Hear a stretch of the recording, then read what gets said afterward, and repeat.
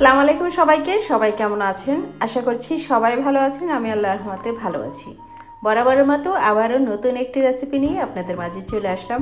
আশা করছি আজকের এই রেসিপিটিও আপনাদের ভীষণ ভালো লাগবে।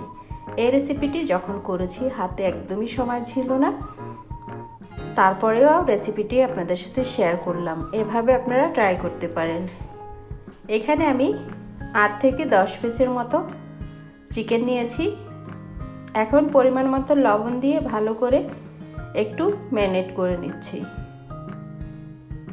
তারপরে সরাসরি চুলায় চলে যাব। চুলায় একটি প্যান বসিয়ে হাফ কাপ অয়েল এখানে দিয়ে দিয়েছি। এখন আমি দিয়ে দিব কিছু গোটা মশলা।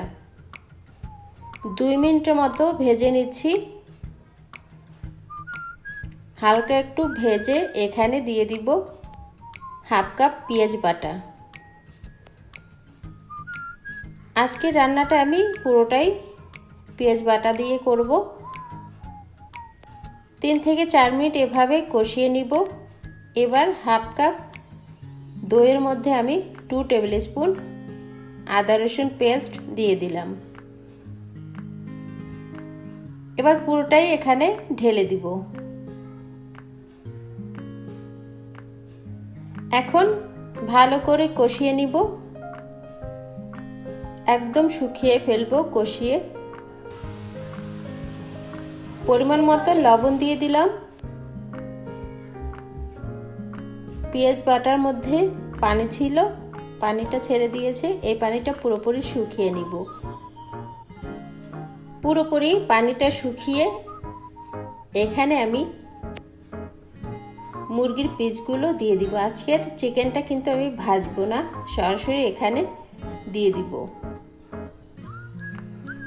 আগে থেকে লবণ মাখিয়ে রাখা চিকেনটা পুরোটাই এখানে দিয়ে দিলাম। এবার একটু মশলাটা এভাবে মিক্স করে নিচ্ছি।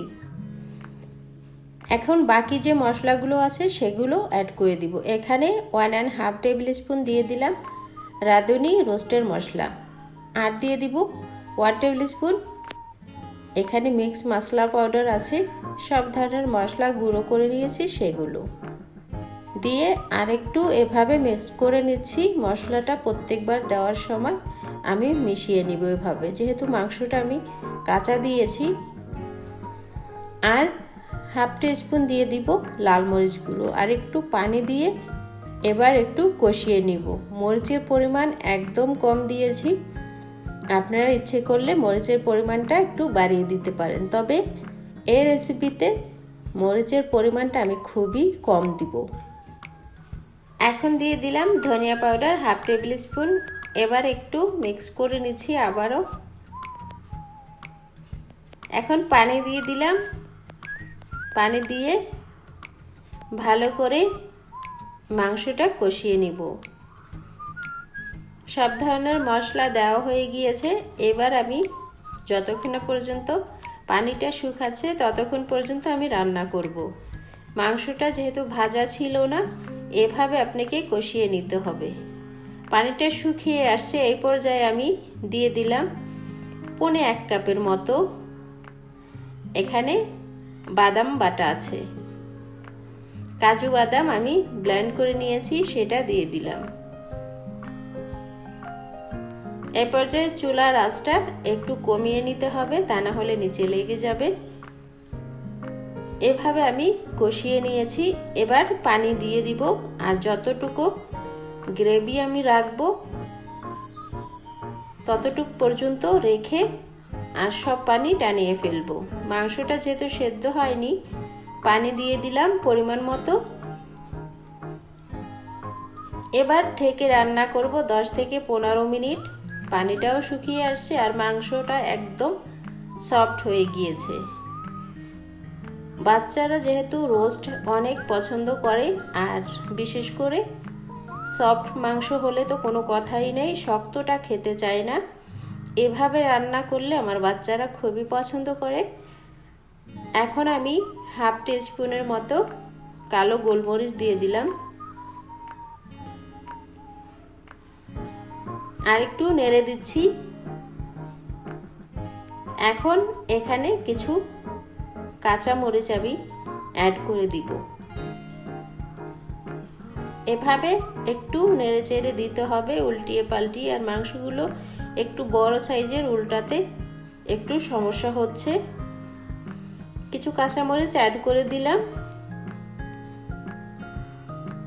একটু চিনি দিয়ে দিলাম। এখানে টক দই দেওয়া হয়েছে 1 টিস্পুনের মতো, আমি চিনি দিয়ে দিলাম। চিনিটা অবশ্যই দিতে হবে, টক দই যেহেতু ব্যালেন্স করার জন্য। রান্নাটা একদম কমপ্লিট। এই পর্যায়ে দিয়ে দিব কিছু পেঁয়াজ ভাজা। আগে থেকেই বেরেস্তাটা করে রেখেছিলাম, সেটা আমি দিয়ে দিলাম। এবার 2 মিনিটের মতো চুলায় রেখে একটি সার্ভিং ডিশে মাংসটা তুলে নিব। তার আগে 1/2 টেবিল স্পুন ঘি দিয়ে দিলাম। একদম লাস্ট পর্যায়ে ঘিটা দিতে হবে, ফ্লেভারটা ভালো আসে। এবার মাংসগুলো আমি আস্তে আস্তে তুলে নিচ্ছি। এভাবে আপনারা ঝটপট, হাতে সময় না থাকলে এভাবে চিকেন রান্না করতে পারেন, আপনাদের ভালো লাগবে। একদম মাংসগুলো সফট হয়েছে আর খেতেও অসাধারণ ছিল। আশা করছি আজকের এই রেসিপিটি আপনাদের ভালো লাগবে, এভাবে ট্রাই করতে পারেন। আজকের রেসিপি ভালো লাগলে অবশ্যই আমার চ্যানেলটি সাবস্ক্রাইব করে আমার পাশে থাকবেন। আজকের মতো বিদায় নিব, আবারও নতুন কোনো রেসিপি নিয়ে আপনাদের মাঝে চলে আসব। সে পর্যন্ত সবাই ভালো থাকবেন। আল্লাহ হাফেজ।